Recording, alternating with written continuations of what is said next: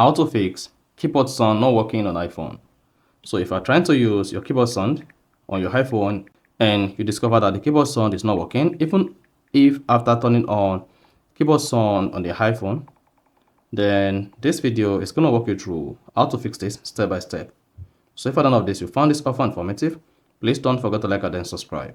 Now, if your keyboard sound is not working, the first thing to do is go ahead and open the settings app on your iPhone. On the settings page, you want to scroll down the page, click on sounds and haptics, then scroll down, click on keyboard feedback, and make sure sound is turned on. You can disable haptics if you don't want the keyboard to vibrate each time you are typing, then turn on keyboard sound. Once you turned on keyboard sound, go ahead and open the messages app on your iPhone or any messenger app. Then when you try to type and you discover that the keyboard sound is not working, then that implies that you are using a third-party keyboard.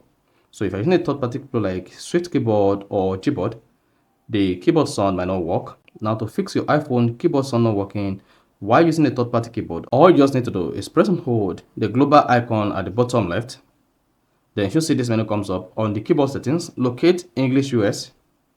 Then once you selected the default keyboard on your iPhone, go ahead and confirm whether the keyboard sound is not working. Then you should feel the keyboard sound now. So that is basically how you can fix keyboard sound not working on iPhone. So if you found this offer informative, please don't forget to like and then subscribe.